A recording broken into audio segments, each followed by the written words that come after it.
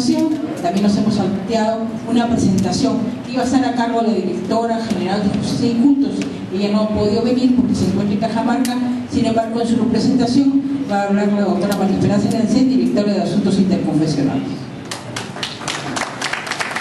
La doctora Lancet es abogada por la Universidad Nacional de Lima, con estudio de maestría de Derecho Constitucional de la Universidad Nacional Federico Villarreal, especialista en educación cristiana del Instituto Bíblico Bautista de Lima, consideradora extrajudicial y actualmente directora de Asuntos Interconfesionales. Con ustedes, la doctora Lancet. Buen día. Bueno, hemos adelantado un poco el programa, hemos estado emocionados por la presencia antes de la hora de inicio del evento y la verdad, de ser muy sincera, en este momento quien tendría que estar parado aquí es el registrador público.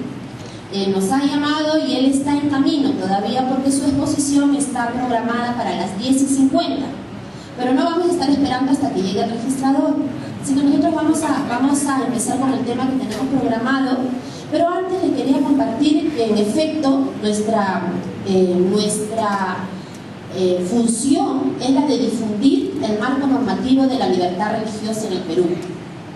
Además de esta función, nosotros estamos estableciéndonos como el nexo entre el Estado y las diferentes entidades religiosas no católicas.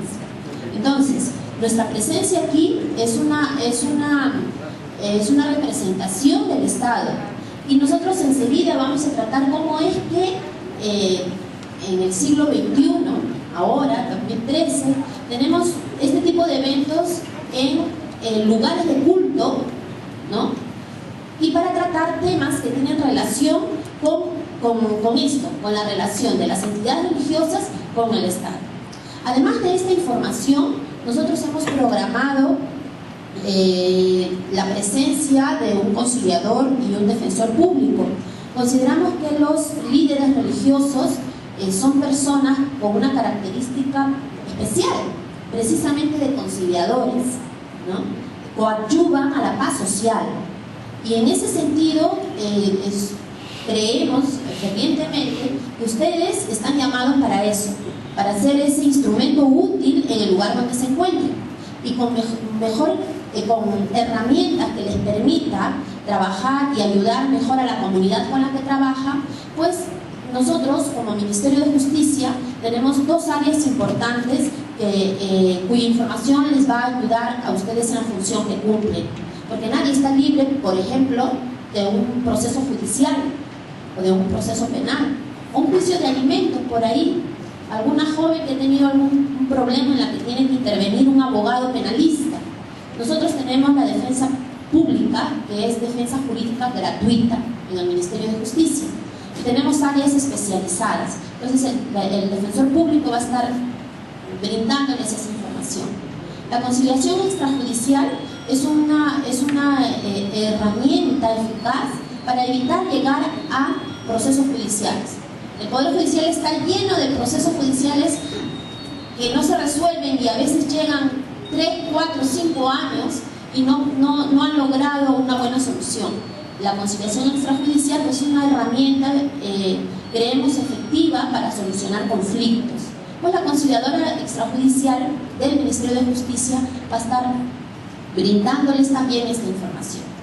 Y ahora a nosotros nos toca pues hablar sobre la libertad religiosa en el Perú y el marco normativo que rige este tema en el Perú. Así que vamos a adelantarnos al registrador público. ¿Por qué nosotros habíamos invitado al registrador público? ¿Por qué? Porque la notaria pública les ha dado las pautas de cómo se constituye nuestra asociación. El siguiente paso, ¿cuál es? Registros públicos. Entonces hay mucha inconveniencia a veces en registros públicos por la inscripción de los consejos directivos o de algunos actos inscribibles, ¿no?, en registros públicos. Así que es importante la exposición del registrador público, y él va a estar acá en breve. Mientras nosotros vamos a empezar con el tema que nos toca. Voy a pedir que tenemos esta primera vista, y hemos querido resumir todo el marco histórico que rige en el Perú el tema de la libertad religiosa. ¿Desde cuándo se habla de libertad religiosa en el Perú? Tenemos constituciones desde la primera, de 1812 hasta 1920, hemos tenido un vaivén. Nuestra historia da cuenta de esos vaivenes que tiene, ¿no? Entonces, hemos tenido un periodo de tiempo de confesionalismo rígido, o sea, nadie puede profesar otra fe que la católica, apostólica y romana. Esa era una disposición desde el Estado desde 1812 en las constituciones republicanas. Pero también hemos tenido momentos en que era permisible, o sea, las personas que profesaban una fe diferente a la católica, pues podían, sin menoscabar la fe de las mayorías, pues profesar el culto que ellos profesaban, que tenían, ¿no? Y esto le hemos llamado como un confesionalismo mitigado. A veces sí, a veces no. Te dejo a veces, pero a veces no. Esa era la fórmula como nuestra historia nos da cuenta de cómo iba tratándose el tema de la profesión de fe, del culto que las personas tienen derecho a profesar. Como dijo la doctora Acevedo, pues todos los ciudadanos tenemos derecho a profesar la fe que más satisfaga la espiritualidad del individuo. En ese marco es que en 1915 empezó a hablarse de libertad de culto. Pero en 1933 desaparece el llamado confesionalismo del Estado. Ya el Estado no se declaraba como un Estado confesionalmente católico. Se introduce el término libertad de culto en la Constitución. Formalmente, en 1979 es que aparece de manera más clara la libertad religiosa, donde se establece que toda persona tiene derecho a la libertad de conciencia y de religión. No hay persecución por razón de ideas o creencias, y el ejercicio de la religión es que no ofenda a la moral o altere el orden público. Básicamente, estas son las únicas condiciones por las que un ciudadano o un grupo de ciudadanos puede ser intervenido en la práctica de su fe. Solo la ofensa a la moral o al orden, o alterar el orden público.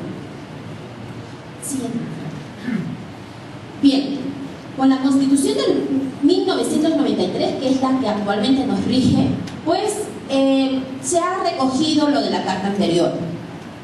Nadie puede ser discriminado, entre otros motivos, por razón de su religión. Continúa la libertad de conciencia y de religión, privada como pública.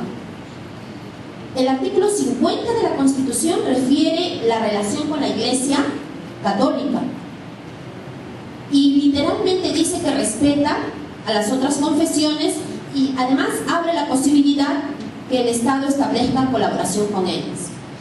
Probablemente hay mucha crítica porque todavía aparece el tema de la relación con la Iglesia católica.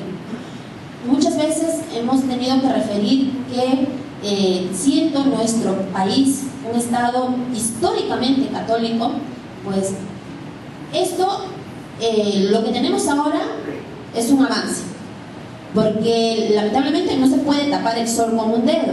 Entonces, la parte histórica que le corresponde a nuestro país se ha disminuido a una relación de colaboración, no una declaración de un Estado confesional. El Estado ahora es laico, pero mantiene una relación de colaboración con la Iglesia históricamente establecida en el Perú, pero también hay una relación de colaboración y se abrió esa posibilidad con las otras confesiones. ¿Por qué suena un poco incómodo, ¿no? Las otras confesiones, ¿no? ¿Por qué? Por la identificación del liderazgo, ¿no? Entonces, la Iglesia Católica es una iglesia organizada y se ha identificado un líder con el que los estados pueden interrelacionarse. Pero las iglesias evangélicas son diversas, ¿no? Son evangélicas, se las identifica, tienen una doctrina que prácticamente es transversal a todos, tienen un libro básico que es la Biblia, pero también hay otras confesiones religiosas. Pero no hay un liderazgo particular con la que el Estado pueda establecer una coordinación. Por ello es que fue necesario que apareciera el registro de entidades religiosas en el año 2003. Esta disposición constitucional se ha ido desarrollando paulatinamente, ¿no? Aparece un decreto supremo en el año 2002 que crea este espacio, la Dirección de Asuntos Interconfesionales. En el año 2003 se fue implementando el registro de entidades religiosas. Así tenemos que la organización y funciones del Ministerio de Justicia, hoy Ministerio de Justicia y Derechos Humanos, fue modificado cuando aparece la creación de este espacio para la interrelación del Estado con las confesiones distintas a la católica. Y ese fue el nombre que recibió en principio el registro de confesiones distintas a la católica. Ese fue el primer nombre. En el año 2010 hicimos un ensayo que no quedó en ensayo. En agosto del 2010 salió una resolución en la que se aprobó la modificación del nombre. Y el nombre era Registro Nacional de Confesiones Religiosas, ¿no? Suena mejor, suena no discriminatorio, ¿no? Pero ese mismo año, en diciembre del 2010, se aprueba la ley 29635, que entiendo todos tienen en la mano, y que fue denominada Ley de Libertad Religiosa. Particularmente creo que no debió denominarse Ley de Libertad Religiosa porque, como hemos visto, de acuerdo al marco constitucional, la libertad religiosa existe en el país, ¿no? Existe porque toda persona puede profesar la fe, como hemos dicho, que más satisfaga su espiritualidad, ¿no? Pero así se denominó esta ley. En todo caso, habría sido ley sobre libertad religiosa, ¿no? Como el desarrollo jurídico del mandato constitucional. Pero en fin, tenemos lo que tenemos y esta ley 29635. Avanzamos, por favor. ¿Y qué tenemos en la ley 29635? Tenemos varios ítems que en buena cuenta ha sido bueno que se mencione y que aparezca. La tendencia global es que los países respeten los derechos fundamentales, los derechos humanos de sus ciudadanos. Y uno de estos derechos es la libertad de religión.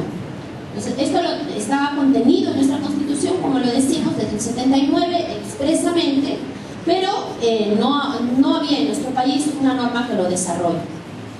Otros países como México vienen trabajando arduamente por contar con una norma probablemente superior a la que nosotros tenemos. Ellos ya tienen una declaración del Estado, que es un Estado laico, aunque en la práctica todavía deja mucho que desear. Hay algún misionero mexicano aquí con el que siempre estamos compartiendo en la oficina y conocemos un poco de lo que está sucediendo por allá. Pero tenemos buenos ejemplos, por ejemplo, como en Colombia o en Chile o en Brasil, ¿no? Donde el tema es mejor trabajado. Nosotros lo que tenemos hoy, por lo menos, es la mención de la libertad de religión, la mención de la igualdad ante la ley, ¿no? Es expreso que el Estado reconoce la igualdad de las entidades religiosas, dice en igualdad de condiciones, ¿no? Gozan de los mismos derechos, obligaciones y beneficios.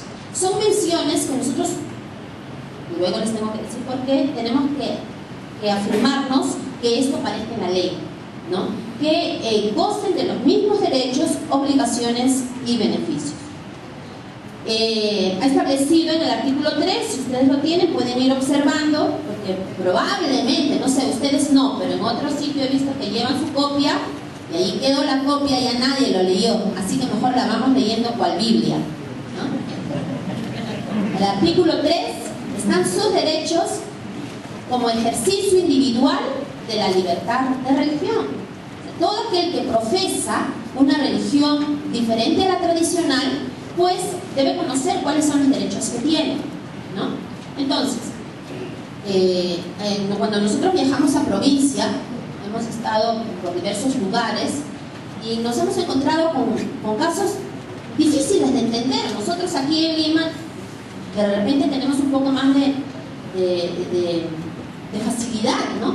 Pero nos hemos encontrado con casos en que los profesores de un colegio no les aceptan a los niños que tienen una familia que no es católica, ¿no? O que si solicita exoneración les dicen que no se puede exonerar del curso. Hay muchos padres que consideran pertinente solicitar la exoneración del curso de religión, cosa que también está legislado y es el derecho del ciudadano, ¿no? Pero no les han permitido. Entonces son situaciones que caso por caso nosotros les hemos dicho que se acerquen a la oficina y nosotros hemos asumido ese rol que la ley nos ha dado. Nuestra función es la de coadyuvar al fortalecimiento de la libertad religiosa en el Perú. Entonces nos hemos cogido de esa función porque es importante que los ciudadanos vean que el Estado que los representa, o los funcionarios que representan, que tienen que ver con los derechos de cada ciudadano, puedan tener un espacio donde acudir y decir, bueno, están afectando este derecho que yo considero que del que gozo, de acuerdo a la Constitución y a la ley. Entonces nosotros consideramos que el espacio en el que estamos es ese espacio que le pertenece a cada uno, en este caso a los que profesan una fe diferente de la tradicional, si se siente afectado en su fe, ¿no?, o en la práctica de su fe. Bien, en el artículo 3 están cada uno de los derechos individuales. Se habla de la libertad de religión, la igualdad ante la ley, el ejercicio individual y colectivo de la libertad religiosa. Y el artículo 13 contiene la referencia al registro de entidades religiosas. Y bueno, pues alguno pensará y dice, ay doctora, qué bonito está diciendo que no tengo derecho, pero mire lo que me dice aquí, tenemos que tener 10.000 fieles para ser entidad religiosa. Nosotros hemos hecho un análisis de este tema y estamos sustentando la necesidad, lo venimos haciendo hace 2 años, de modificar, no solo de modificar, es público, porque en los diarios fue publicado, en el portal del Ministerio de Justicia fue publicada un nuevo proyecto que reemplace al que ahora tenemos, ¿no? Pero el reglamento lo vamos a escudriñar también en breve. Entre tanto, ¿quiénes pueden acceder al registro? Según el artículo 5 de la ley, solo las iglesias, las confesiones y las comunidades religiosas. ¿Y qué es una iglesia? ¿Qué es una iglesia? Ah, claro, ahora ya se identifica más como una asociación, ¿no? Es un grupo de personas. Se reúnen para un fin. Para un fin. Es una asamblea, ¿no? Viene del término eclesia, asamblea. Eso es una iglesia. Entonces aquí hay una iglesia, ¿no? Yo entiendo que vienen de diferente denominación muchos, pero es una iglesia, ¿no? Y la ley ha contemplado esto. ¿Qué es una iglesia? De pronto, a veces cuando se redactan normas y las personas que intervienen en esta redacción no tienen los elementos necesarios para poder transmitir literalmente el significado de lo que se trata, pues exige un glosario de términos. Nosotros, por ejemplo, lo primero que dijimos es que el reglamento debiera tener un glosario de términos. ¿Para qué? Para que los asesores jurídicos de las municipalidades, por ejemplo, sepan qué es una iglesia. ¿Por qué les digo esto? Porque cuando hemos ido muchas veces a una entidad, a una iglesia, nos han comentado que en cierto municipio vinieron a verificar si era una iglesia para que se inafecte del impuesto predial, porque ese templo estaba a nombre de la asociación. El asesor jurídico dice, no, pero si su iglesia no tiene forma de iglesia. Entonces, es forma de iglesia, ¿no? Entonces, por eso es importante que si aparecen estas situaciones, nosotros estamos haciendo informes, estamos haciendo análisis del marco normativo y lo que realmente es en la práctica para las personas que que profesan una fe diferente de la tradicional. ¿Qué es, en este caso, una iglesia, ¿no? Una asamblea, un grupo de personas que se reúne para un propio fin. ¿Y dónde está su finalidad? ¿Dónde está resumida su finalidad como asamblea, como iglesia? En sus estatutos. Eso lo aprendieron ahora, ¿no? Se reúnen y profesan y señalan cuáles van a ser sus estatutos. Entonces, de acuerdo a eso, toda autoridad administrativa debe reconocerlo, ¿no? Bien, ¿qué más tenemos? Requisitos para la inscripción en el registro. Bueno, el registro está a cargo de nuestra dirección y en algún momento se me increpó, ¿no? ¿Con qué cara se para delante de los líderes religiosos a hablarles del registro si el registro es tan exigente, ¿no? Y ese registro está a cargo de nuestra dirección. Nosotros, durante lo que va del año, pues lamentablemente no se ha podido inscribir ni reinscribir entidades religiosas. ¿Por qué? Porque uno de los requisitos es demasiado exigente. Los demás requisitos todos los cumplen, por ejemplo, la Iglesia Cristiana Amor Eterno, ¿no? La Iglesia de la Familia. Comunidad Cristiana Familiar Amor Eterno. Bueno, ellos han estado inscritos en el registro, ¿no? Han estado inscritos y han solicitado su reinscripción y tenían que acogerse a estos nuevos requisitos. Todos los demás requisitos, ¿cuáles son? Fundación en el Perú, presencia activa no menor de 7 años, lugares de culto y otros datos de referencia de su permanencia en el Perú, la denominación, los estatutos con indicación de sus bases de fe, sus actividades religiosas, los horarios, hasta los horarios de su culto se exigía antes, ¿no? ¿Cómo se desarrolla un culto?, le preguntaban. Y la historia, para nosotros es muy importante la historia. Así como está redactado los requisitos, es muy fácil. Y la única exigencia es el número. Pero una entidad religiosa no es solo un número, ¿no? Porque es bien fácil correr planillones por los parques, probablemente, y defraudar al Estado de esa manera. Quizás esa mirada de los pocos que pudieran hacer eso, es la que ha orillado a que aparezca una norma como esta, ¿no? Justos pagan por pecadores, dice, ¿no? Pero me ha gustado mucho escucharle ahora temprano al pastor Fernando Luis, cuando decían, nosotros somos muy respetuosos de las normas, tratando con las entidades religiosas y estando en el Estado, trabajando para el Estado, nosotros sí consideramos que esta norma no es respetable, ¿no? Especialmente en el tema del número, porque hemos fundamentado que no es el número lo que significa una entidad religiosa.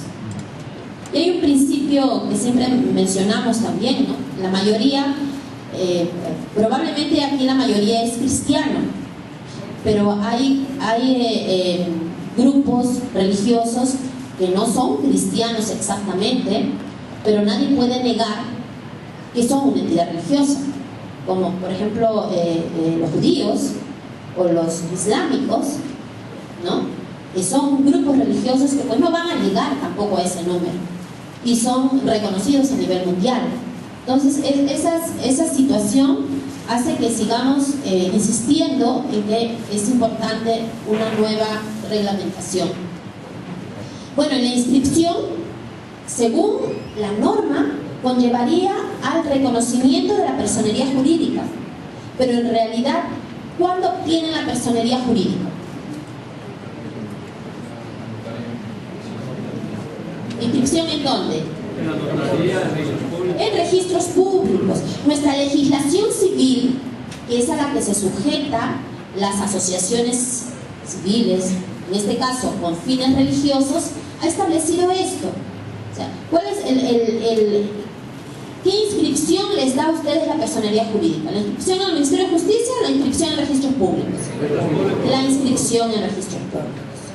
Entonces, cuando usted esté delante de una autoridad, de algún ministerio, de alguna municipalidad, usted debe presentar su escritura pública que contiene sus estatutos, que son con fines religiosos, no lucrativos, y eso es lo que le da la identificación,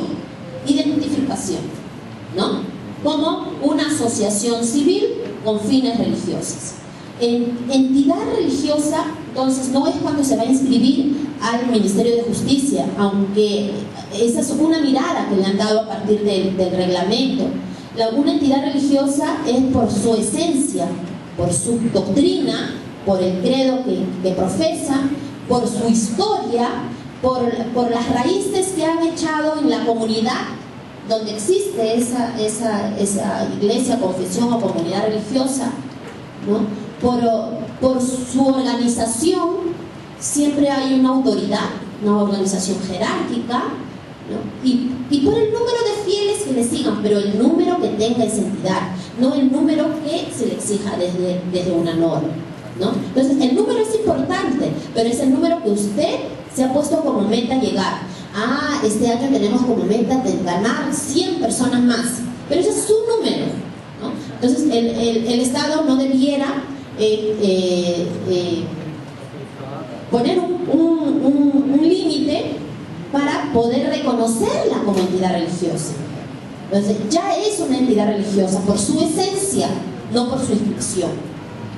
Eso es lo que nosotros, ese es el criterio que manejamos desde la Dirección de Asuntos Interconfesionales. Bien, otra cosa que tiene la ley es un establecimiento de convenios de colaboración. Convenios de colaboración.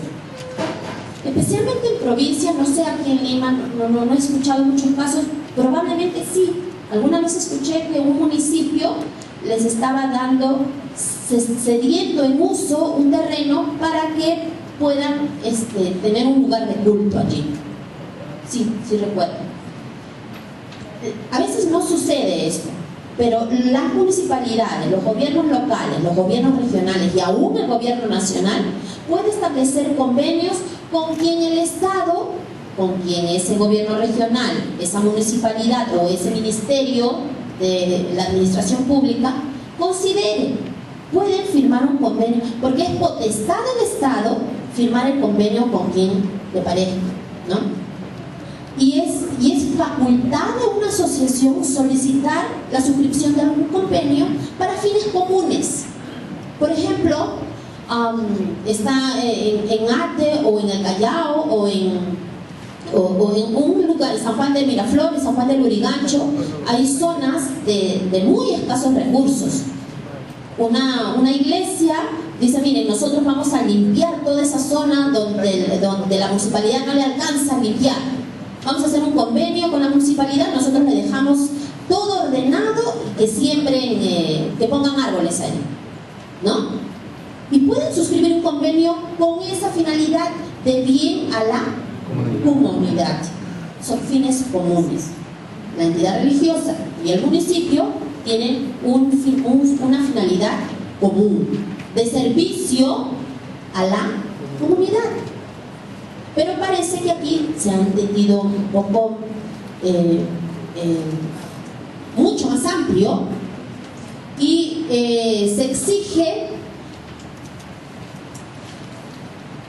me da pena decirlo, pero se exige un templo en cada departamento del país y se exige 50.000 fieles, ¿no? Entonces ese artículo en la ley también es cerrado. Entonces, ¿qué requiere esta ley? Modificatoria, ¿no? Entonces, todos los pastores, todos los que tienen, sabemos que hay representantes del Congreso que pertenecen a una confesión religiosa y han trabajado algunos proyectos de ley para modificar la ley. Pero hay algunos puntos que son importantes modificar, como este artículo. Este artículo debiera desaparecer, ¿no? El artículo del convenio de la ley. Y esta es una tarea del Congreso de la República, ¿no? Entonces nosotros estamos con la otra tarea del reglamento, que ya vamos a empezar, y yo sé que también le tenemos que dar duro. En fin, seguimos. El reglamento de la Ley de Libertad Religiosa fue aprobado por el Decreto Supremo. ¿Qué número? Para que todos estén atentos, me pregunto. 010-2011, JUS, ¿no? El 27 de julio de 2011. Este reglamento, pues, toda norma con rango de ley, como es esta ley, debe ser reglamentada. Ese es el principio constitucional que rige en nuestro país. Entonces, esta ley tenía que contar con su reglamento, que se supone va a ver los detalles del cumplimiento de la ley. Así, el reglamento empieza por mencionar la finalidad de la norma, que es reglamentar la ley 29635, que desarrolla el derecho fundamental de las personas a la libertad de religión, que aparece en el artículo 2 de la Constitución. El capítulo 1 de este reglamento habla del ejercicio de la libertad religiosa. Habla de las condiciones de igualdad. Cada uno de sus artículos contiene un desarrollo que a los que de alguna manera tenemos tratamiento o participamos de una confesión religiosa, nos hace pensar que los que hicieron esta norma pues desconocían este detalle, ¿no? La realidad se condice, ¿no? con la norma. Habla de la asistencia religiosa y de los convenios que se tendrían que hacer con el INPE, con las Fuerzas Armadas, e incluso con los hospitales, si se va a visitar a los enfermos. Ese es el artículo 5. Se los voy a dejar de tarea para que lo puedan revisar en casa y me manden los correos de sus críticas a mi correo electrónico. Habla incluso el artículo 6 de las fiestas de guardar y el día de descanso en el ámbito laboral. Hay una preocupación por el tema del cumplimiento de la labor en un centro laboral, aun cuando ya tenemos sentencias del Tribunal Constitucional de respeto por la libertad religiosa, por la libertad de culto que una persona pudiera profesar. Por ejemplo, la iglesia adventista. De pronto las iglesias evangélicas no son tan exigentes, ¿no? Ay, pastor, me toca trabajar el domingo. Ah, sí, pues vamos a estar orando por ti. Dice, no asume que el domingo es el día de guardar, ¿no? Y en cambio en la iglesia adventista el sábado es el sábado. Y ellos han ido hasta el Tribunal Constitucional para que su derecho a su libertad de culto pueda ser respetado. Hay varias sentencias al respecto. Una muy conocida es la de un médico que venía trabajando en un hospital, y el médico pues había llegado a buenos términos con sus superiores, y los turnos que a él le programaban eran entre entre domingo y viernes, ¿no? Hasta antes de las 6 de la tarde. ¿no? Entonces, entre domingo y viernes, e incluso feriados, no tenía problemas. Pero cambian de gerente en el hospital y dicen, ¿qué corona tiene este médico, no? No, que también venga los sábados. Entonces, el médico que hizo, muy bien asesorado, acudió con un amparo ante el Tribunal Constitucional, y el Tribunal Constitucional pues emitió una resolución favorable al demandante, ¿no? Estableciéndose el respeto y la prioridad, ¿no? ¿Por qué? Porque ellos tienen, o sea, como día de descanso, día sagrado, el día era de pecado, ¿no? Pastor, no sé si eso va a pasar aquí. Muy bien. ¿Qué más tenemos?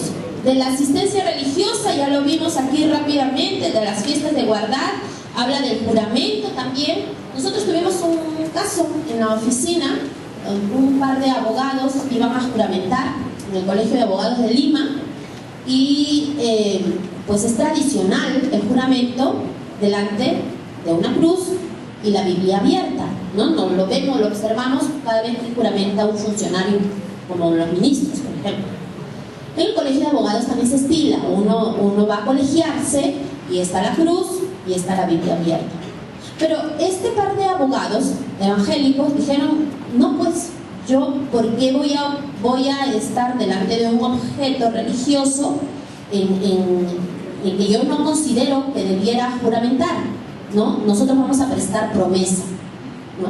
Haciendo eco también de una enseñanza bíblica, entiendo, ¿no? Entonces ellos presentaron un documento a nuestra oficina, y el director de asuntos de la Iglesia Católica, con la suscripta dirección de asuntos interconfesionales, todos juntos, emitimos un informe y le dijimos al Colegio de Abogados que en efecto estaban en su derecho de juramentar o de prestar promesa conforme a su petición. El Colegio de Abogados, en principio, ¿qué les había dicho a ellos? No, ¿cómo se te ocurre? No podemos hacer eso porque esto se hace desde hace 100 años, ¿no? Cuando llegó el documento del Ministerio de Justicia al Colegio de Abogados, pues respetaron la opinión que habíamos emitido, y ellos en su ceremonia de colegiación, pues prestaron promesa y no hubo ningún objeto religioso. Entonces son situaciones particulares que cada quien, de acuerdo a su forma de ver, porque yo soy abogada, yo he juramentado y a mí no me afectó, pero si a usted le afecta, usted está en su derecho de invocar lo que bien pueda fundamentar. O sea, lo que nosotros invoquemos ante la autoridad debe tener un fundamento. Bien, seguimos, por favor. Los requisitos más discriminados, más específicos que en la ley. Los requisitos para la inscripción están en la ley en el artículo 14, y los requisitos más específicos, indicaciones más específicas, están en el artículo 19 del reglamento. La mayoría de requisitos que aparecen aquí se han venido exigiendo desde el año 2003. O sea, todas las entidades religiosas que solicitaron su inscripción en el registro han presentado prácticamente como una monografía. Alguna vez se presentaban algunos pastores y creo que en algunos casos ha llamado al orden, porque hay muchos que no tenían ni su historia escrita, ¿no? Se crearon hace 20 años y nunca se escribió un acta de cómo empezó esa obra allí, y creció en número, pero no tenían su historia. Entonces, cuando salió esta norma y muchos consideraron que tenían que inscribirse o querían inscribirse, porque el registro, en primer lugar, y no lo he dicho hasta ahora, es voluntario. O sea, las entidades religiosas, si desean inscribirse en el registro de entidades religiosas, pueden hacerlo. Si no lo desean, no es necesario, y no van a perder su esencia por no inscribirse. ¿Sí? Eso en principio. Entonces, muchas nos dijeron después, no saben cómo nos ha costado armar este expediente, ¿no? Algunas iban donde abogados. Nosotros venían a nuestra oficina y le decíamos, no es necesario que vayan a un abogado, esto es muy fácil. Se sienta usted con alguien que le maneje la computadora y le cuenta toda la historia de cómo nació la obra donde usted es pastor. Así de simple, ¿no? Y luego los otros documentos son pues los estatutos principalmente. ¿Por qué? ¿Por qué es necesario este documento? Porque, por ejemplo, el pastor Luis es el representante legal de la comunidad cristiana familiar Amor Eterno. Ya me lo aprendí. Él es pastor de esta iglesia. Él se presenta ante nosotros y nosotros podemos reconocerlo porque él tiene su copia, su vigencia de poder, y esto está inscrito en registros públicos. Pero ¿qué tal si pareciera otra persona y dijera, no, yo soy el pastor? No. ¿Cuál es la prueba de que es el representante legal? Pues la inscripción en registros públicos. Por eso es importante este documento, ¿no? Es por eso, la denominación también es discriminada en registros públicos porque no puede haber otra igual. Todas son diferentes. Como hay un gran sistema allí, entonces se puede determinar una denominación específica y única. Entonces por eso es importante este documento. Y si este documento data de hace más de 7 años, pues esta es la misma prueba de la exigencia de presentar un documento escrito, gráfico o audiovisual. Dice que permite establecer de manera fehaciente la presencia activa de la entidad religiosa por un periodo no menor de 7 años. ¿Y por qué 7 años? ¿No? ¿Por qué no 10 o por qué no 5? Bueno, el registro empezó con una exigencia de 10 años y hay muchas que se inscribieron así, se les exigía 10 años. ¿Por qué? Por la presencia. Porque es tan fácil constituir una asociación civil, ya lo explicó la doctora Acevedo. Se juntan 2 o 3 o toda la primera fila, dice vamos a hacer una asociación, le buscamos un nombre, dice ya, Buena Esperanza, ya. Le ponen el nombre, dice ¿cuáles van a ser nuestros fines? Ah, ya, entonces religiosos, ya pues lo principal es evangelizar, ¿no? Ponen el requisito. Lamentablemente la fórmula no correspondiera a una entidad religiosa. En Chile, en las entidades religiosas, todas corresponden al derecho público. Entonces la inscripción en el Ministerio de Justicia sí es obligatoria, pero no tienen la exigencia del número, ¿no? Entonces sí es obligatoria. La forma como se constituyen allá es directamente ante el Ministerio de Justicia. Nosotros, como se ha establecido que pertenezcan al derecho privado, se constituyen como asociaciones. La única que pertenece al derecho público es la Iglesia católica, ¿no? Pues ya les expliqué, por el tema histórico y los acuerdos que han suscrito los estados. Pero no están en este espacio de derecho público las otras entidades religiosas. Bien, entonces el documento principal es la Constitución y sus estatutos. Luego tenemos una declaración jurada, ¿no? Una declaración jurada suscrita por el mismo representante, en el sentido que la entidad religiosa no tiene finalidad de lucro y que no realiza actividad política, que no desarrollan actividades relacionadas con fenómenos astrofísicos u otro tipo de actividades análogas. Esto también siempre se ha solicitado. ¿Por qué? La declaración jurada está regulada en nuestro país. Si alguien firma una declaración así llamada jurada, pues e incumple esa especie de compromiso, pues puede ser perseguido penalmente, ¿no? Entonces es un requisito importante también. Bien, luego del número de fieles, que ya saben cuánto es, la relación de ministros y lugares de culto. O sea, nosotros cuando viajamos, el lunes estamos viajando a Tacna con esta misma información, porque allá también hay entidades religiosas que necesitan conocer esta temática. Cuando vamos a varios lugares, nosotros visitamos también las sedes de las entidades que se inscribieron. Por ejemplo, la Alianza Cristiana y Misionera es una confesión, una entidad religiosa que tiene sedes a nivel nacional. Las Asambleas de Dios del Perú, la Iglesia de Jesucristo de los Santos de los Últimos Días, ¿no? La Asociación de los Testigos de Jehová son única organización a nivel nacional, y visitamos las sedes corroborando de alguna manera la información que ya nos proporcionaron. Nuestra forma de trabajo amical hace que nosotros vayamos y nos presentemos, verificamos la información porque nos exige nuestra norma, pero los convocamos a que conozcan el marco normativo, aunque ellos tienen una sola organización en Lima, ¿no?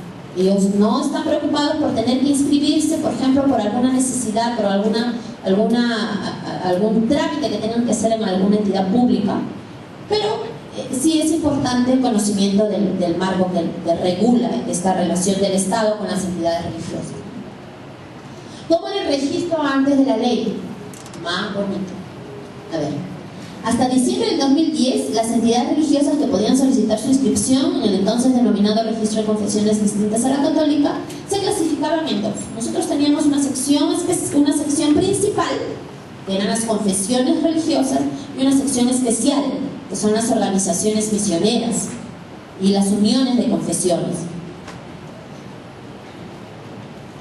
¿Cuántas llegamos a tener hasta que se emitió la ley? 143 como confesiones religiosas, 14 como entidades religiosas misioneras, que son las organizaciones misioneras, ¿no?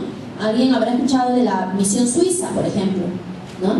Hay una organización que se denomina Enlace Latino, que tiene origen presbiteriano, metodista me parece, pero hace mucha obra social.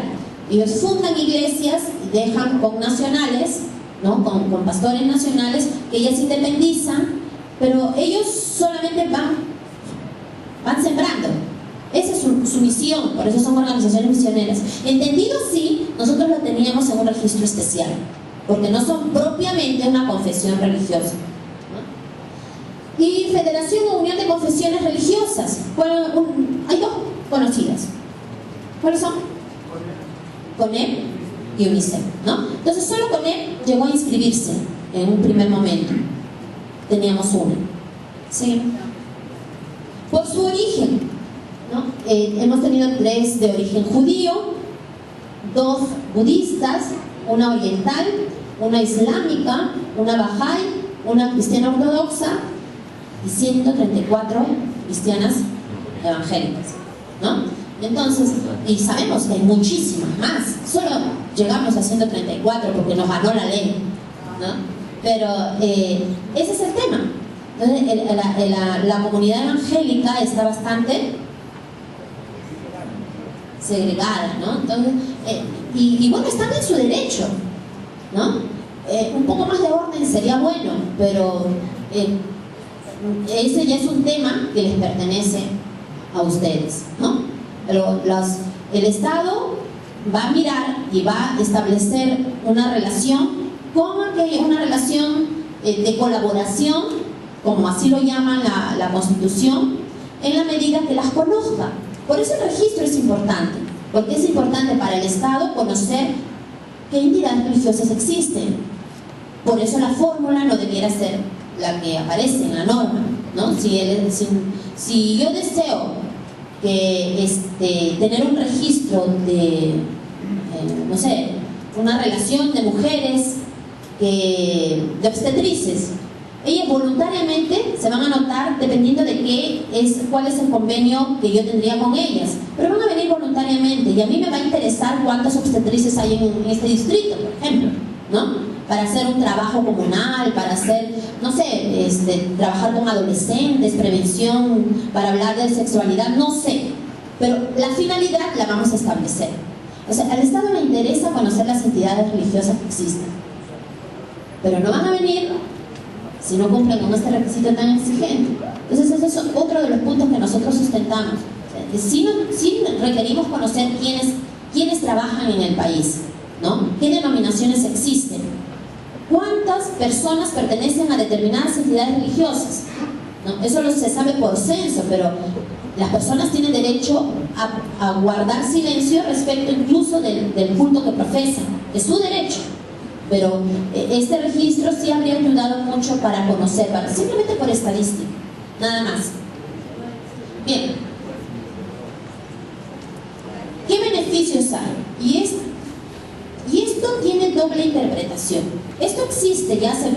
tiempo, pero hay muchos que dicen, como es tan fácil constituir una asociación civil, se conforman como una asociación civil con fines religiosos y va a estar en afecto del impuesto predial, se compran terrenos y el impuesto a la cabala, un carrito por ahí del impuesto vehicular, donaciones y las vendemos.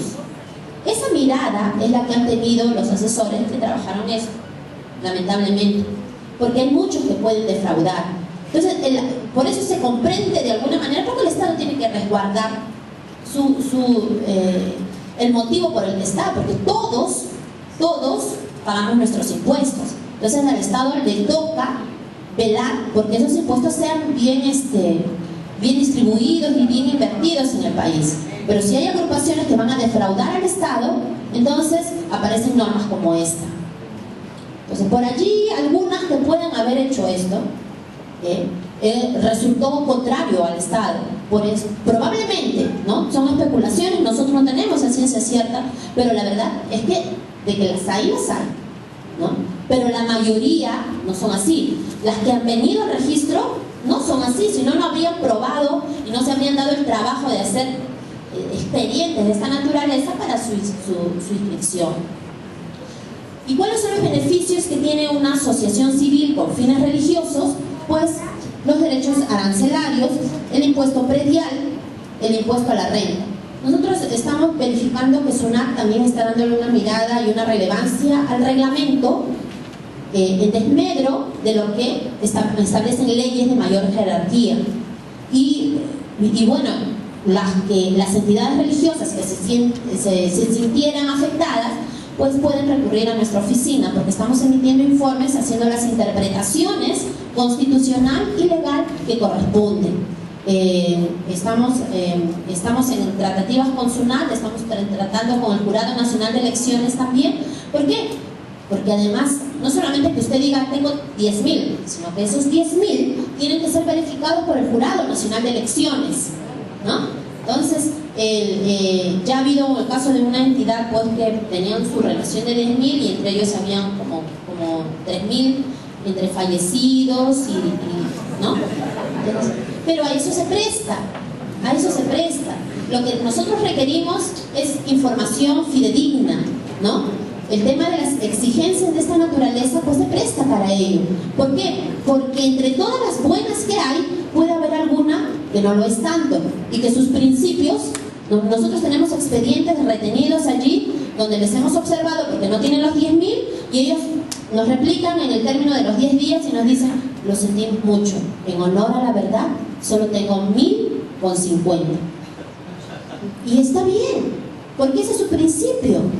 No tiene por qué sacar padrones y hacerle firmar a todo el mundo que no es fiel de su congregación, ¿no es cierto? Y eso a nosotros nos ayuda para decir, en efecto, o sea, el Estado no tiene por qué presionarlos para que lleguen a 10.000, ¿no? Salvo pues que hagan convenios entre ustedes, pero eso es un tema que lo tienen que manejar, pero el Estado no puede presionar a eso. Bueno, esos son los criterios que estamos manejando desde la dirección. El tema del impuesto a la renta, ¿no? Eso es una inafectación a los lugares de culto de todas las entidades religiosas, ¿no? Pero los municipios, algunos, están estableciendo en sus ordenanzas que tienen que estar inscritos en el registro. Y si no se inscriben, no les inafecta. Entonces vienen pagos de impuestos y todos van a tener que vender sus televisores, ¿no? Sus equipos para pagar solo el impuesto predial del local, del lugar de culto donde se congregan.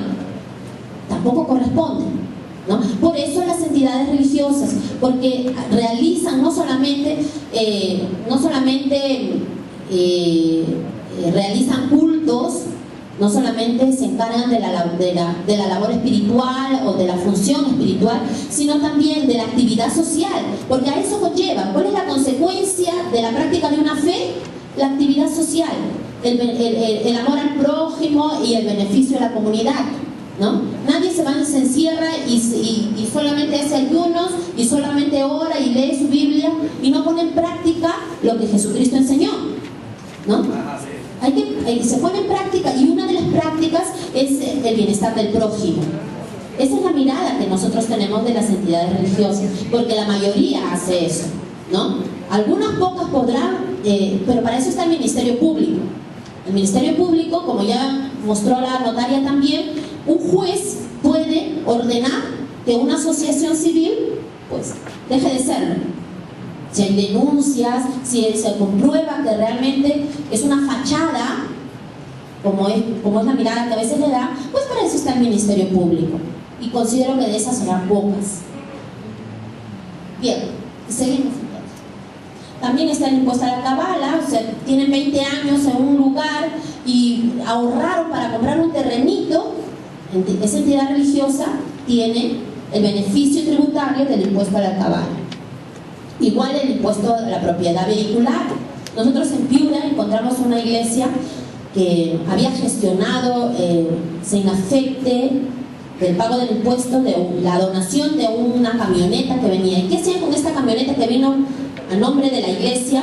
Pues llevaban desayunos a los lugares más lejanos y más pobres de la ciudad de Piura.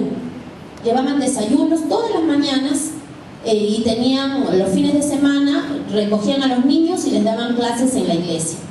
Pero eso es una buena labor. Están sembrando en esos niños, ¿no? Entonces, esa mirada es la que ha tenido. Por eso que la Iglesia Católica y las demás entidades religiosas están inafectas a este tipo de impuestos. Tiene que probarse la finalidad. Bien, creo que con esto estamos terminando porque en efecto el registro fue creado para eso, para interactuar el Estado, conocer a las entidades religiosas, interactuar con ellas y ver fines comunes en beneficio de la colectividad. El tratamiento normativo que ha dado el Estado a través de diferentes marcos legales ha sido de entidad religiosa. Por eso es que la ley y el reglamento señalan a las iglesias, confesiones y comunidades religiosas como entidades religiosas. Luego, lo que hemos venido diciendo, ¿no? Que en el marco del fortalecimiento de la libertad religiosa en el Perú, que es la función que nos compete, nosotros seguimos trabajando en una nueva propuesta. Esperamos en algún momento pues salga a la luz. Algunas preguntas de repente. Ya tenemos con nosotros al expositor, al registrador público, a quienes estoy segura le van a bombardear de preguntas también. Sí. A ver. Muy buenos días, soy el pastor Isidro Máximo Figueroa, representante de dos emisoras cristianas en Lima y más de 1000 congregaciones interdenominacionales. Agradezco esta invitación y este foro. Mi pregunta es lo siguiente: ya hace 3 meses se corre una voz que han tenido, que el Ministerio del Interior ha tenido una reunión extraoficial, que han estado ahí dentro de ellos generales de la Fuerza Aérea, y se han acercado a uno de los pastores, ¿no? Comentando de que ya ellos han dado los altos jefes para fiscalizar ¿no? a todas las denominaciones, congregaciones que no estén escritas o no estén pues, ¿no? bien formales, de poder fiscalizar pues, las municipalidades de cada distrito. Entonces, pues, los pastores que están a nuestra red, entonces ellos están preocupados de que, pues, de dónde viene esto, de que quién es el que proyectó esta ley. Acá hay dos versiones, ¿no? Acá dice, fueron los ex congresistas, la pastora Marta Lazo y la congresista Muculiza, o es que esta ley viene del mismo Estado, ¿no? Eso quisiéramos saber hasta dónde va a ser ¿no? quizás pues, preocupación para la masa evangélica. Eso es bien, en principio yo creo que no debe haber tal preocupación. Cuando se emitió la ley, en principio el reglamento de registro de confesiones religiosas distintas a la católica, que así se denominó antes, desde el 2003, se empezó a circular un corrillo que decía: ya estamos en los últimos tiempos, ya nos vamos a ser perseguidos, nos están empadronando para perseguirnos, y todos los que somos no católicos nos vamos a estar señalados, ¿no? No es así. Lo que pasa es que hay una tendencia global, como les dije hace un momento, a que los derechos fundamentales tengan regulación normativa. y eso es a nivel mundial. Hace poco hemos estado en una conferencia internacional de religión y derechos humanos, y han habido representantes de todo el mundo, y la tendencia global es esa, que los estados, que las autoridades tengan ese respeto por los derechos fundamentales, y uno de los derechos fundamentales que es normado exclusivamente es la libertad religiosa. Entonces, nuestro país es uno de los países en Latinoamérica, son Colombia,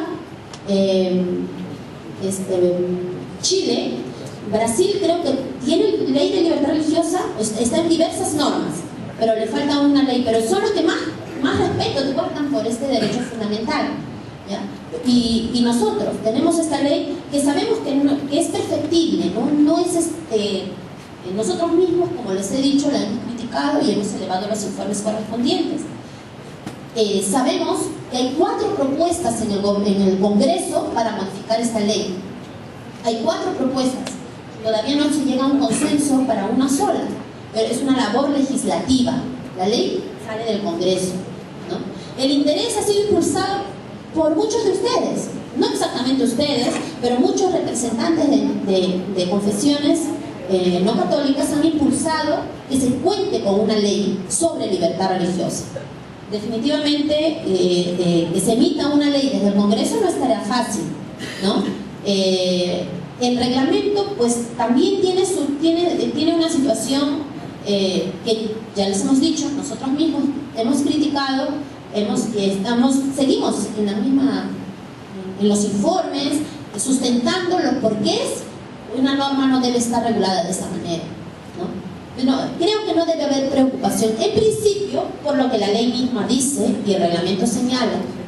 El registro es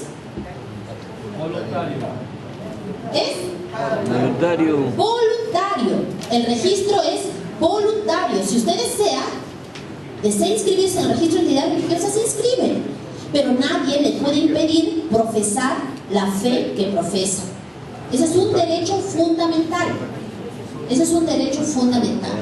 Así que las agrupaciones religiosas se pueden congregar, pueden hacer sus oraciones, pueden realizar sus cultos, pueden tener sus seminarios, capacitarse para la enseñanza religiosa, normalmente, porque nadie los va a perseguir por ello. ¿Cuándo viene el inconveniente y la necesidad de contar con documentación? Pues cuando van a comprar un terrenito, o cuando van a contar con misioneros, porque Migraciones sí exige que pertenezcan a una entidad conocida, y es explicable. Han habido casos en que Migraciones pues ha dado cuenta de casos difíciles, que han ingresado personas como misioneros y no lo eran narcotraficantes. Entonces, esas exigencias a veces se justifican en cierta manera.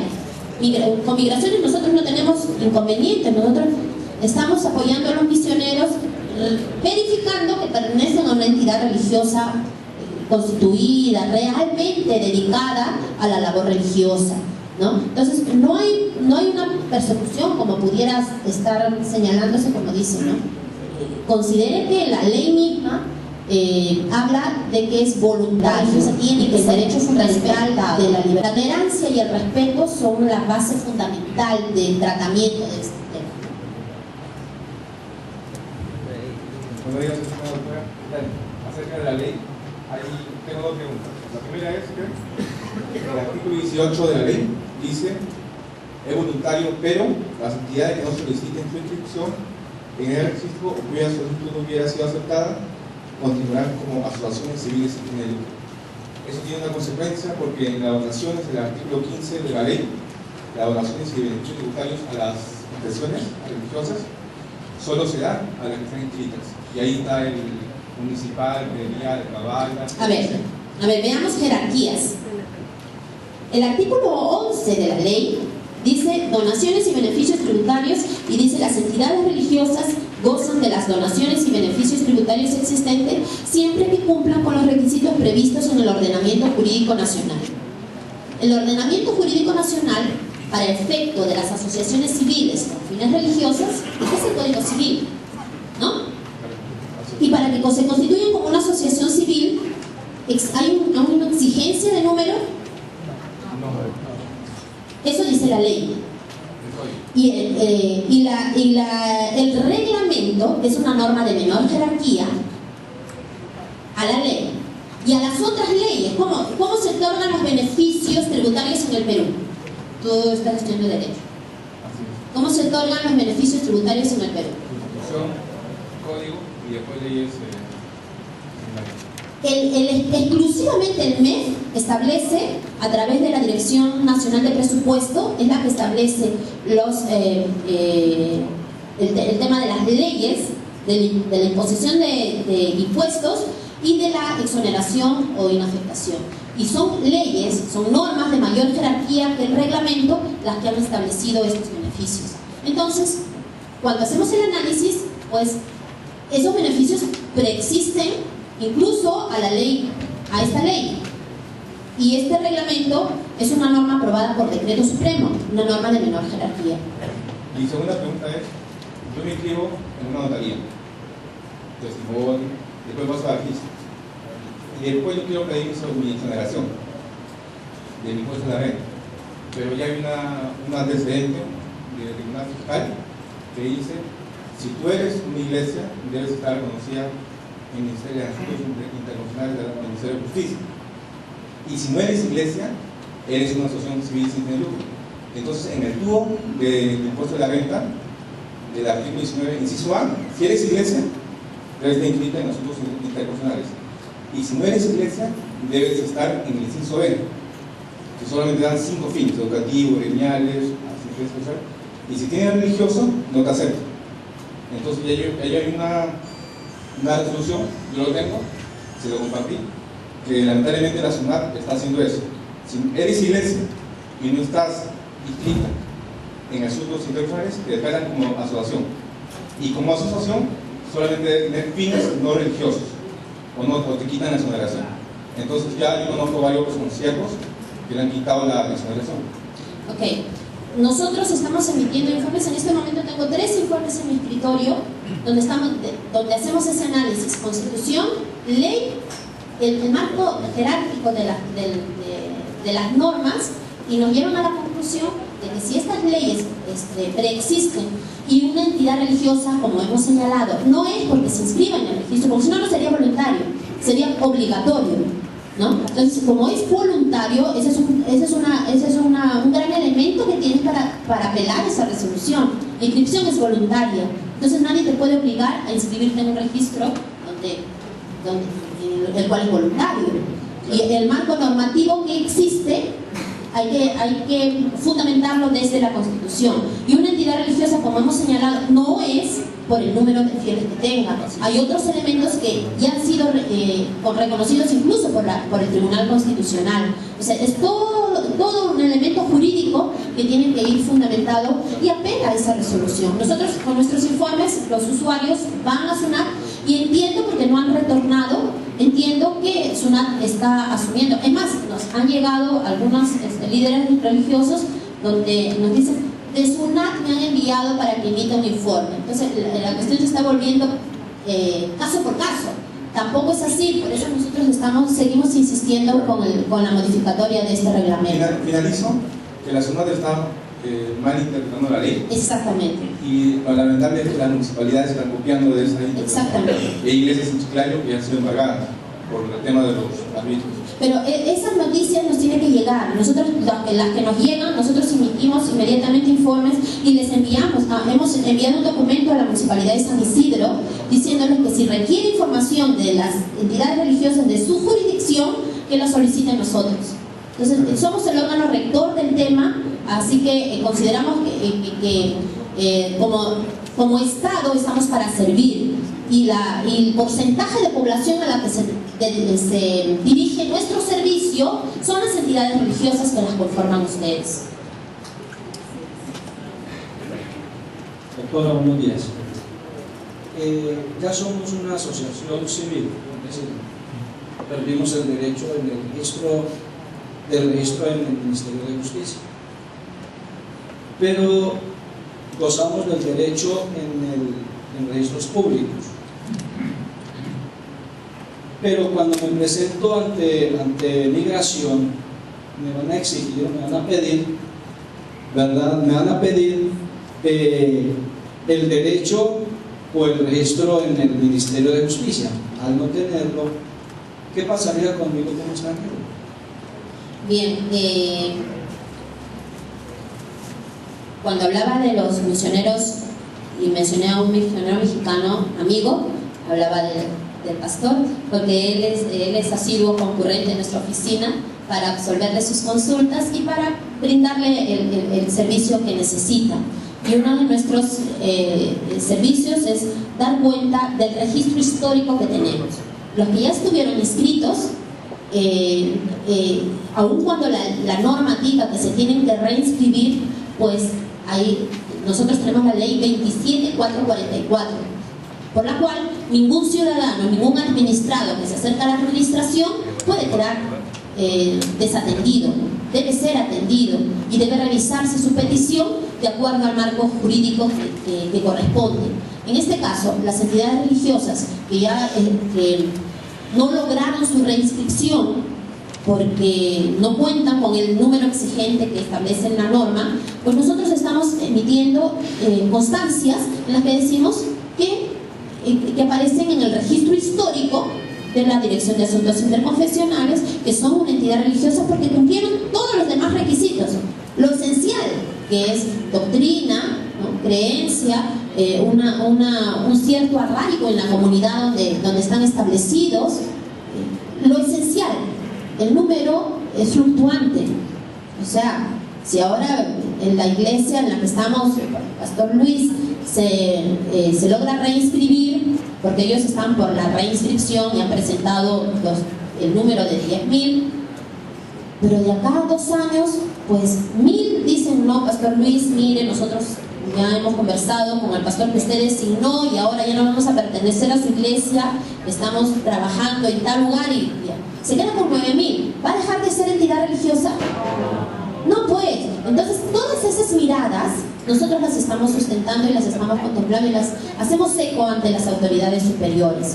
Así que ese es nuestro trabajo, ¿sí?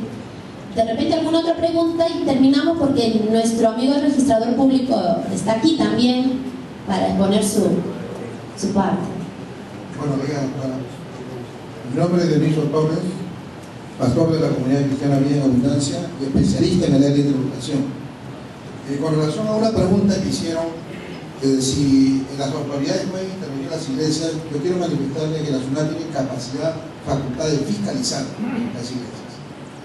Tenemos que conocer que toda iglesia constituida en el Perú tiene obligaciones formales y tiene obligaciones sustanciales. Una de las obligaciones formales son aquellas de presentar una vez al año la declaración jurada de impuesto a la renta anual, que es producto del resultado de haber elaborado un balance contable. Si una iglesia no hace, están infringiendo esa norma y en cualquier momento puede ser fiscalizada. Cuando son fiscalizados, recuerden que cuando la notaria hizo la exposición de los requisitos, una iglesia solamente tiene que destinar sus ingresos para sus fines. Si desvía el destino de sus fines, automáticamente la SUNAT le suspende como sanción 2 años de la exoneración del impuesto a la renta. Lo que hace unos minutos me ha antecedido mi hijo Cristian, y yo quiero manifestarles en algo que es una preocupación que yo vengo a anunciar. Actualmente la SUNAT ha comenzado una persecución tributaria. Y es una cosa bien delicada, y lo digo con fundamento porque aquí tenemos resoluciones, informes de la SUNAT, hemos traído que esos informes de la SUNAT han sido ratificados por el Tribunal Fiscal, que es la máxima instancia en el área de tributación. Ahora, ¿qué es lo que sucede? La SUNAT se está amparando a este artículo. Ellos dicen así, el artículo 18, que ha hecho mención Cristian, que lo que respecta a que si alguna iglesia no puede inscribirse, no se preocupen, dicen ellos, eso es voluntario, como lo acaba de decir la doctora, y es verdad. No se preocupen, si ustedes no pueden inscribirse, ustedes no se inscriben y ustedes quedan como una asociación sin fines de lucro. Pero lo que no dice la ley es que cuando una iglesia queda como asociación sin fines de lucro, no puede poner entre sus fines predicar el evangelio. Solamente asociación sin fines de lucro, es de carácter de vivienda, educativo, cultural, ¿me comprende? De asistencia de social. asistencia social, benéfica, pero no puede decir predicar el evangelio, formar discípulos. Porque ya sí, con ese fin ya es una entidad religiosa. Y porque con ese fin, como dice la doctora, es una entidad religiosa. Entonces, nos encontramos a una situación real. Cuando muchos de ustedes en el mes de marzo hagan su balance, la SUNAT les va a decir, ¿está exonerado de impuesto a la renta en el formulario del PDT? Y usted va a decir, sí, ponga su número de inscripción. Si no tiene, lo va a afectar. Y el próximo año van a estar llegando resoluciones de cobranza coactiva de impuesto a la renta. Entonces es una situación preocupante que tenemos que tomar una acción frente a eso. Si bien es cierto, agradecemos a la autora de ANSEM, y sinceramente agradecemos porque ella tomó una iniciativa y está elaborando informes, pero hasta el momento yo no tengo conocimiento que la SUNAT se haya retractado en base a sus informes, salvo que la doctora nos muestre una resolución. Yo no tengo conocimiento, la SUNAT se está manteniendo firme en las acciones de cobranza coactiva. Entonces, por eso, esta es una alerta para que todos nosotros nos preocupemos. Y muchas gracias, doctora, por la iniciativa que usted ha tomado de poder emitir esos informes que van a favorecer a nivel de los municipios como también de la SUNAT. Pero hagamos un seguimiento, y yo eso pediría, en este caso al despacho que usted preside, de que la SUNAT cumpla y respete esos informes. Ok, muchas gracias. Gracias por los alcances. Es verdad, todo aquel que tiene RUC está sujeto a fiscalización. Y si las entidades religiosas, no solamente por los fines sociales que también tienen que cumplir, necesita contar con un RUC, pues está sujeto a la información que le debe brindar al RUC. Por ejemplo, hay entidades religiosas porque traen donaciones, ¿no? Donaciones del extranjero. Hay una entidad del Estado que va a fiscalizar si esas donaciones realmente llegaron a su destino, y por eso tienen que emitir los informes, y eso es importante, ¿no? Nosotros estamos sujetos al marco jurídico nacional, y una de esas es, yo tengo RUC, yo debo verificar y debo informar a SUNAT si es que estoy inafecto, si es que tramité mi inafectación, si es que estoy dentro del marco para la inafectación. Y si no, pues, si soy una entidad religiosa, como ustedes lo sustentan por sus estatutos, pues no van a cambiar sus fines para poder gozar del beneficio tributario, porque allí sí se trastoca el verdadero sentido, ¿no? No pueden cambiar sus fines para gozar de un beneficio tributario. Su finalidad es religiosa y con eso se debe mantener. Entonces lo que hay que hacer es acudir y fundamentar en este caso ante el Tribunal Fiscal lo que corresponde, diciendo que se es una entidad religiosa, y hay jurisprudencia del Tribunal Constitucional, del mismo Tribunal Fiscal. Nosotros tenemos una resolución del Tribunal Fiscal en la que resuelve a favor de una entidad religiosa, en este caso la Iglesia Adventista había sustentado, no le habían inafectado un predio en el que se dedicaban a la enseñanza de sus alumnos que iban a ser pastores, es decir, de un seminario, del seminario adventista. La ley contempla que están inafectos los conventos, ¿qué más? Monasterios y templos, ¿no? Entonces, monasterio y convento son términos que están en un argot exclusivo de una entidad religiosa, ¿no? Pero trasladando a que nuestro país es un estado laico, no confesional, cuando se refieren las normas a entidad religiosa no es exclusivo para la Iglesia Católica, sino para todas las entidades religiosas. Entonces el Tribunal Fiscal hizo una interpretación desde el simple diccionario jurídico de la Real Academia de la Lengua, y manifestó que convento se refiere a casa y que tiene determinados fines, y si esta entidad religiosa ha fundamentado sus fines y aparecen en sus estatutos, corresponde a que les sea aplicado. Entonces se le inafectó a este seminario. La idea es que se fundamente bien. Si es una entidad religiosa, tiene que aferrarse bien a sus fines, ¿no? Si hacen educación, pues sí, pero es secundario, ¿no? Lo principal son sus fines religiosos.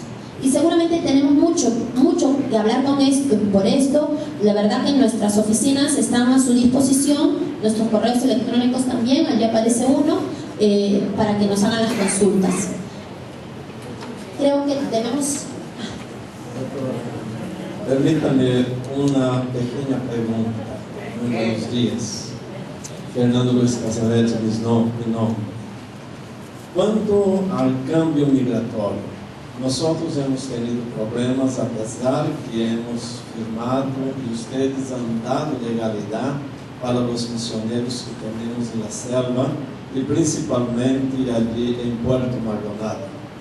Pero Inmigraciones no aceptó la documentación debido que todavía nosotros no teníamos presentado el padrón como demanda la ley. ¿Y qué ocurrió?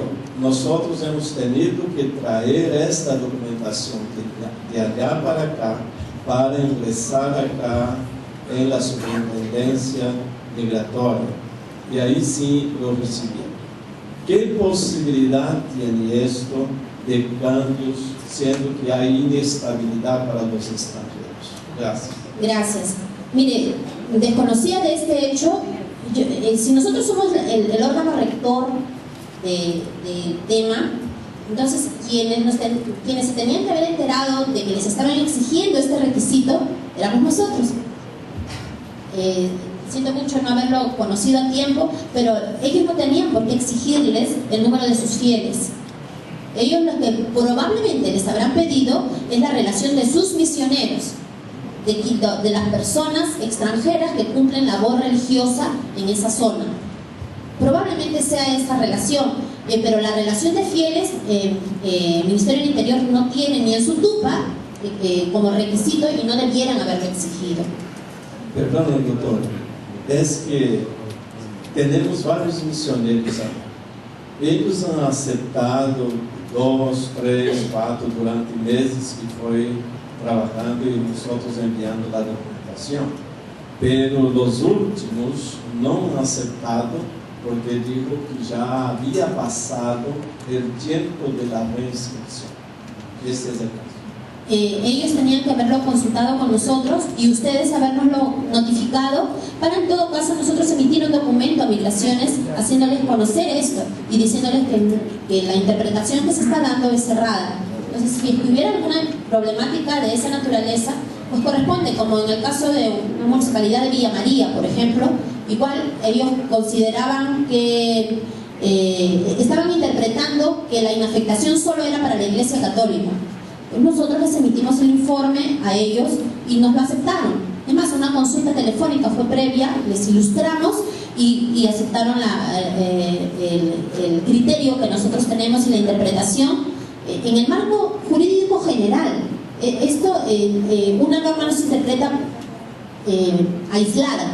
Es como un versículo bíblico, no se puede interpretar aisladamente, tiene un contexto, ¿no? Igual son las normas que rigen a nuestro país. O sea, no se puede interpretar solamente. Hay un contexto normativo que debe ser revisado. Y si algunas autoridades no lo entienden porque desconocen la realidad, la práctica, en este caso el tratamiento con las entidades religiosas, nosotros somos el órgano rector para ello.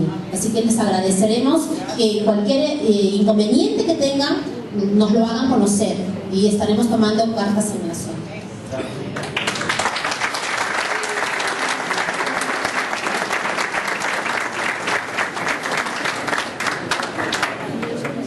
A continuación, el doctor Carlos Chipoco Quevedo nos hablará sobre orientación para inscripción de asociaciones religiosas.